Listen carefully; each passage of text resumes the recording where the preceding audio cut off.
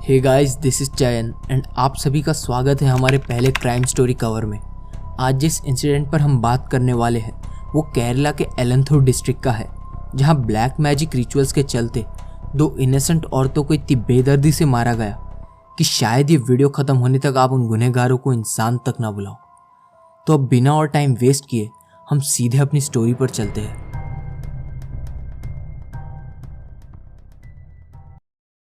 तो इस कहानी की शुरुआत होती है केरला के ही एक टाउन कल्लड़ी से, जब 8 जून 2022 को इस केस की पहली विक्टिम रोजलिन अचानक से अपने घर से गायब हो जाती है। रोजलिन एक 50 साल की औरत थी जो बहुत खुशी से अपने पार्टनर सजीश के साथ कल्लड़ी में ही रह रही थी। रोजलिन ने 20 साल पहले ही अपने हस्बैंड और अपने बच्चों को छोड़ दिया था कुछ आपसी झगड़ों की वजह से, और पिछले 6 सालों से वो सजीश के साथ ही रह रही थी। घर चलाने के लिए रोजलिन घर घर जाकर छोटा मोटा सामान बेचती थी और उसका पार्टनर सजीश एक डेली वेज लेबर था। इसके अलावा रोजलिन की एक बेटी भी थी, मंजू, जो यूपी में जॉब करती थी। इन सभी चीज़ों से ये तो क्लियर था कि रोजलिन की ज़िंदगी अच्छी खासी चल रही थी। उसकी बेटी बाहर जॉब कर रही थी, वो दोनों यहाँ कमा के खुद का पेट भर लेते थे और वो एक ठीक ठाक नॉर्मल लाइफ जी रहे थे अंटिल 8 जून को अचानक से रोजलिन घर से गायब हो जाती है। सजीश उसे आसपास के इलाके में ढूंढता है, लेकिन कई दिनों तक ढूंढने के बाद भी रोजलिन के बारे में उसे कुछ भी पता नहीं चलता है। और फिर ये बात वो मंजू को बताता है। अपनी माँ के गायब होने की बात सुनते ही मंजू यूपी से सीधा केरला आ जाती है और पुलिस के पास 17 अगस्त को अपनी माँ के लापता होने की खबर देती है। और ठीक एक महीने बाद 27 सितंबर को एर्नाकुलम में भी इसी तरह एक औरत के गायब होने की कंप्लेंट की जाती है। जिस औरत के गायब होने की कंप्लेंट दी गई थी उसका नाम था पद्मा। पद्मा 52 साल की एक साधारण सी महिला थी, जो थी तो तमिलनाडु की, लेकिन काम के सिलसिले में पिछले 20 दिन से वो एर्नाकुलम में ही रेंट से एक लॉज में रह रही थी। रोजलिन की ही तरह पद्मा भी अपना घर चलाने के लिए सड़क पर लॉटरी की टिकट्स बेचा करती थी। इसके अलावा वो दिन में एक कंस्ट्रक्शन साइट पर काम करती थी। पद्मा की फैमिली में उसके अलावा उसका एक पति और 2 बेटे थे। पद्मा का बड़ा बेटा चेन्नई में जॉब कर रहा था और उसका पति और छोटा बेटा तमिलनाडु में रह रहे थे। लाइक रोजलिन, पद्मा भी काफ़ी मेहनत करके अपना घर चला रही थी। दिन भर मेहनत करके वो जो पैसे कमाती थी उसमें से थोड़ा वो अपने हस्बैंड के पास भेजती थी। पद्मा का हस्बैंड भी पहले यहीं साथ में काम करता था, लेकिन कुछ समय से उसकी तबीयत खराब चल रही थी, जिस वजह से वो वापस तमिलनाडु लौट जाता है। अगर बात करें पद्मा की, तो वो बहुत ही सिंपल और भोली औरत थी। उसके बेटों का कहना था कि उनकी माँ को ठीक से कीपैड वाला फ़ोन भी यूज़ करना नहीं आता था। पद्मा को सिर्फ कॉल करना और कॉल उठाना ही आता था, जिसमें भी वो सिर्फ 2 ही फ़ोन करती थी रोज़। एक अपने बड़े बेटे को जो चेन्नई में था और एक अपने छोटे बेटे को जो तमिलनाडु में अपने पिता के साथ रह रहा था। रोज़ाना इनकी कॉल पर काफ़ी बात हुआ करती थी, लेकिन 26 सितंबर को पद्मा का कोई भी कॉल नहीं गया था। जब दिन भर में एक भी कॉल नहीं आया तो पद्मा के घर वालों को टेंशन होने लगी, और ये बात उसके बेटों ने पद्मा के घर के पास रह रही अपनी मासी को बताई। पद्मा की बहन ने जब उसके घर पर जाकर चेक किया तो वहाँ कोई भी नहीं था। जब उसने आसपास के लोगों से पूछा तो एक शख्स ने उसे बताया कि पद्मा दोपहर में एक आदमी के साथ कहीं जा रही थी। बस इससे ज़्यादा उस आदमी को भी कुछ नहीं पता था। ये सब सुनकर पद्मा की बहन तुरंत पुलिस स्टेशन में कंप्लेंट करती है अपने बहन के गायब होने की। पद्मा की फैमिली भी अगले ही दिन केरला आ जाती है। पुलिस भी अपनी इन्वेस्टिगेशन चालू कर देती है। रोजलिन के केस में तो अभी तक पुलिस को कोई लीड नहीं मिली थी, लेकिन पद्मा के केस की जांच करते वक्त पुलिस एक शफी नाम के आदमी तक पहुंचती है। यह आदमी इस पूरे क्राइम का सबसे बड़ा मास्टरमाइंड था। इस आदमी के अगर मैं कैरेक्टर की बात करूं तो इस शख्स एक साइकोपैथ था। इस तरह के लोग अक्सर थोड़े मेंटली डिस्टर्ब होते हैं और वायलेंट नेचर के होते हैं। इन्हें गुस्सा बहुत आसानी से आ जाता है, और ये सभी प्रॉब्लम्स शफ़ी के साथ भी थी। इसके अलावा शफ़ी एक हैवान से कम नहीं था। ऐसा मैं क्यों कह रहा हूँ आपको आगे स्टोरी में पता चलेगा।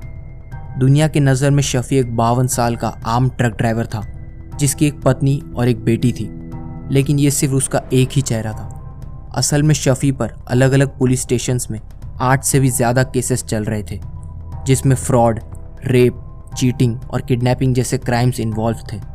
इन सभी केसेस की वजह से शफी कभी भी एक जगह नहीं रुकता था। वो बार बार अपना एड्रेस चेंज करता रहता था। वो क्राइम करने के लिए सोशल मीडिया का इस्तेमाल करता था। अपने नकली एडवर्टाइजमेंट्स में वो खुद को एक तांत्रिक बताता था और ये दावा करता था कि मैं आपको ब्लैक मैजिक रिचुअल्स के थ्रू अमीर बना सकता हूँ, आपकी फैमिली प्रॉब्लम्स ख़त्म कर सकता हूँ। मतलब सोचने में भी ये कितना अजीब लगता है कि आज के ज़माने में भी हमारे सोसाइटी में ऐसी चीज़ें होती है। आज भी लोग ब्लैक मैजिक जैसी चीज़ों का प्रचार करते हैं। अब आप कहोगे कि शफी जैसों पर कौन ही विश्वास करता है, ये सब चीज़ें तो बस मजाक के लिए ही होती है। लेकिन इस केस में ऐसा नहीं था। भागवल सिंह, जिसकी उम्र 68 साल थी, और उसकी पत्नी लैला, जिसकी उम्र 59 साल थी, वो शफी के इस छोटे से एक रिचुअल से अमीर बनने वाले जाल में फंस चुके थे। एक चीज़ और कि भागवल सिंह कोई इलिटरेट या किसी बैकवर्ड रीजन से नहीं बिलोंग करता था। वो पेशे से एक मेडिकल थेरेपिस्ट था, मगर इसके बावजूद उसे फाइनेंशियली और स्ट्रांग बनना था और ज़्यादा पैसे कमाने थे। एंड तभी उसे फेसबुक पर शफी का ये ऐड दिखाई देता है जिसमें वो तरक्की और अमीर बनने जैसे दावे कर रहा था। भागवल सिंह और उसकी वाइफ शफी से कांटेक्ट करते हैं और एक रिचुअल के लिए तैयार हो जाते हैं जिससे वो बहुत जल्द पैसे वाले बन जाएंगे। इस रिचुअल के लिए शफी इनसे 1.5 लाख रुपए मांगता है और जिस रिचुअल की बात शफी कर रहा था वो कोई आम सी पूजा या रिचुअल नहीं था, बल्कि इसमें उन्हें एक इंसान की बलि देनी थी। लिटरली यहाँ अमीर बनने के लिए किसी इंसान की जान जाने वाली थी। इस रिचुअल के लिए शफी ही किसी को ढूंढ कर लाने वाला था जिसकी जान इस रिचुअल में दी जा सके। और जैसे शफी ने इन दोनों को फेसबुक से अपने जाल में फंसाया था, वैसे ही सेम चीज़ उसने रोसलिन के साथ भी की थी। रोसलिन वही औरत है जिसकी बात हमने वीडियो की शुरुआत में की थी। रोसलिन को फेसबुक पर एक छोटा सा मूवी में काम करने वाला ऐड दिखता है और जब वो फर्दर इंक्वायरी के लिए शफी से बात करती है तो शफी उसे मिलने के लिए भागवल सिंह के घर बुलाता है और यहाँ उसे बेदर्दी से मार दिया जाता है एक स्टूपिड से रिचुअल के लिए। ये रिचुअल पूरा होने के कुछ समय बाद जब भागवल सिंह को फाइनेंशियली कोई असर नहीं दिखता है तब वो फिर से शफी को कांटेक्ट करता है और इस बार शफी उसे कहता है कि हमें एक और इंसान की जान लेनी होगी, तभी ये रिचुअल कंप्लीट होगा और तुम अमीर बनोगे।